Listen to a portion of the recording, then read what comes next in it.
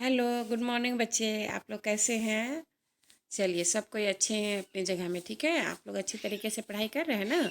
हाँ।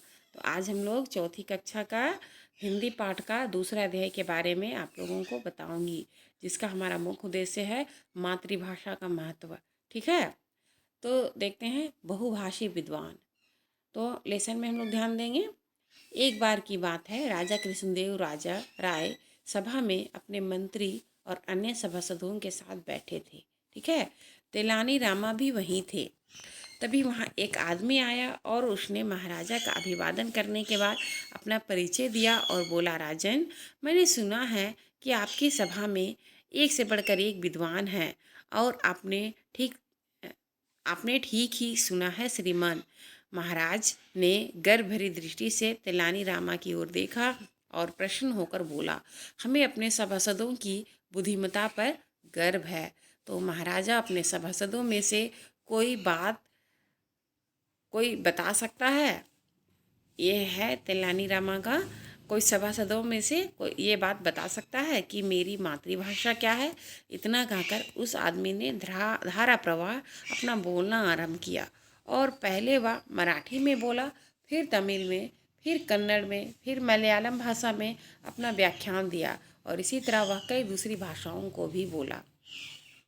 वह जो भी भाषा बोलता था, सुनकर लगता था यही उसकी मातृभाषा है। मातृभाषा में लोगों की अच्छी पकड़ होती है ना, क्योंकि प्रत्येक भाषा पर उसका पूर्ण अधिकार था। अपना व्याख्यान समाप्त करने के बाद उसने फिर प्रश्न किया, राजन, क्या आप यहाँ कोई सभासद बता सकता है कि मेरी मातृभाषा क्या है?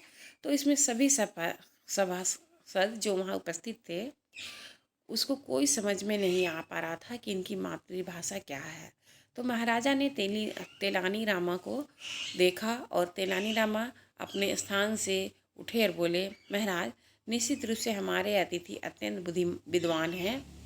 हमारे राज्य में ऐसे विद्वान अतिथि का आदर और सम्मान करना चाहिए। कृपा इन्हें हमारे अतिथि गृह में ठहराएं और कुछ एक दिन मुझे इनकी सेवा करने का अवसर प्रदान करें। तो विद्वान की राजकीय अतिथि शाला में सम्मान के साथ ठहराया गया। तेलानी रामा स्वयं उनकी सेवा में लग गए और इसी प्रकार एक दो दिन बीत गए। ठीक है, आगे देखते हैं। ये विद्वान हैं और ये जो लोटा लेकर आ रहे हैं ये तेलानी रामा है ना। एक दिन सवेरे तेलानी रामा ने देखा कि विद्वान स्नान करके एक वृक्ष के नीचे बने चबूतरे पर बैठे थे। उनके पैर धरती पर थे और आंखें बंद किए हुए थे, किसी सोच में डूबे हुए थे। तेलानी रामा कुछ ऐसे ही अवसर की प्रतीक्षा में थे और उन्होंने कांसे का एक भारी लोटा लिया और उसे एक ऐसे कांसे की थाली में रखकर विद्वान के पास दबे पांव पहुँचे। विद्वान की आंखें अब भी बंद थी क्योंकि वो ध्यान में थे। तेलानी रामा ने उनके पैर को छूते हुए भारी लोटा ऊपर से ही उनके पैरों से गिरा दिया। लोटा विद्वान के पैरों से जोर से टकराया और वे दर्द से अम्मा अम्मा कहने लगे। तेलानी रामा ने कहा, क्षमा चाहता हूँ श्रीमान, पूजा करने के लिए जल लेने जा रहा हूँ। आपको यहाँ देखा तो सोचा कि आपको प्रणाम करता चलूँ। भूलवश लोटा आपके पैरों में गिर गया।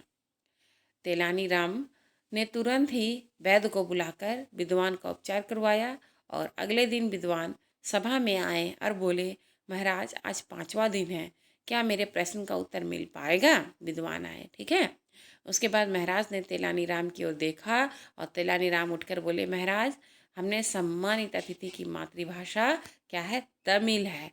क्योंकि जब उनके पैरों पर लोटा गिरा तो वे दर्द से कहरा रहे थे और कहराते हुए क्या बोले? अम्मा अम्मा। तो जब भी व्यक्ति कोई मुसीबत पर होता है तो अपनी मातृभाषा का प्रयोग करता है ना।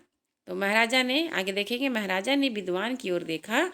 विद्वान ने आश्चर्यचकित होते हुए कहा, वाह तेलानी राम, वाह, आपने बिल्कुल ही सही बताया, किंतु आपको ये कैसे पता चला?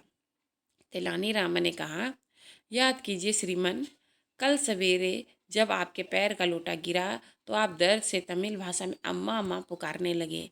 व्यक्ति जब दुख या संकट में होता है तब वह अपनी मातृभाषा का प्रयोग करता है और अपने ही दर्द के समय अपनी मातृभाषा में ही अपनी माँ को याद किया। और यही जानने के लिए मैंने आपके पैर में जानबूझकर भारी लोटा गिराया था। इसके लिए मैं क्या हूँ? क्षमा प्रार्थी हूँ। ठीक है, आगे देखेंगे। विद्वान ने मुस्कुराते हुए कहा, आप धन्य हैं तेलानी राम, आप वास्तव में ही बुद्धिमान हैं। महाराज, आपकी सभा के बारे में जो सुना था वह सच ही पाया है।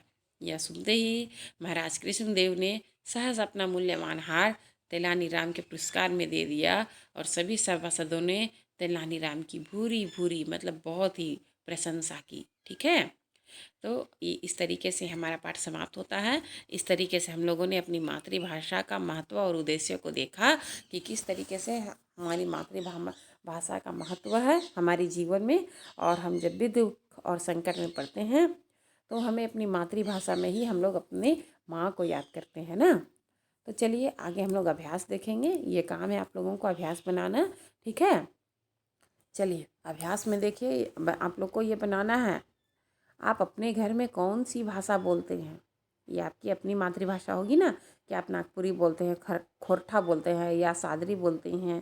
ठीक है, अपनी मातृभाषा के अलावा आप कौन कौन सी भाषा बोल सकते हैं, इसके अलावा आप और क्या क्या बोलते हैं। संस्कृत बोलते हैं, इंग्लिश बोलते हैं या और क्या क्या बोलते हैं। अपनी मातृभाषा में बातचीत करने में आपको कैसा महसूस होता है बताइएगा। बहुत ही अच्छा और अपना सा प्रतीत होता है ना। जब लोग आपके सामने किसी ऐसी भाषा में बात करते हैं जिसे आप नहीं समझ पाते तो आपको कैसा लगता है, थोड़ा सा बेकार लगता है ना। आप अपने अतिथि का आदर सत्कार किस प्रकार करते हैं, लिखिएगा। आपके घर में अतिथि आते हैं ना, तेलानी राम की जगह आप होते तो विद्वान की मातृभाषा कैसे पता करते। ठीक है, आगे देखिएगा, लिखा हुआ अम्मा अम्मा। विद्वान दर्द से छटपटाया और तमिल भाषा में अम्मा अम्मा करने लगे, है ना। क्यों? क्योंकि उनको अचानक चोट होने लगा और विद्वान अम्मा अम्मा कहा। आप ऐसे समय में आप क्या बोलते? माँ, आयो, मैया, कुछ भी बोलते ना। ठीक है, चलिए आगे देखें दोस्तों की भाषा।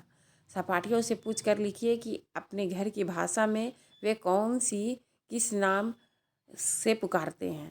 आगे देखिए, हार और हार। यहाँ हार और हार दोनों लगभग सेम वर्ड है, लेकिन दोनों का अलग अलग अर्थ है। ठीक है, यहाँ देख रहे हैं ना, ये है हार और ये हार, लेकिन दोनों का अलग अलग अर्थ है। यहाँ देखिए, महाराजा कृष्णदेव राय ने अपना मूल्यवान हार तेलानी रामा को दिया। यहाँ हार का मतलब हो गया गहना। ठीक है, और यहाँ देखिए, मैं तुमसे हार गया। हार गया, यहाँ हार का मतलब है हार गया, मतलब पराजित हो गया। ठीक है, तो इस वाक्य में हार का अर्थ माला है और दूसरे वाक्य में हार का अर्थ पराजय है। यहाँ पहले में हार का अर्थ क्या हो गया? माला, गहना, और दूसरे में हार का अर्थ क्या हो गया? पराजय। ठीक है,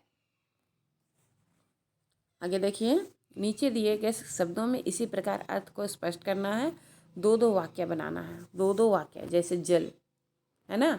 जैसे हम हार और हार से दो दो वर्ड हम लोग बनाए थे ना, तो जल से भी दो दो वाक्य बनाना है, उत्तर से भी, बाल से भी, कल से भी और डाली से भी, इन सब से दो दो वाक्य जरूर निकलेंगे। ठीक है ना।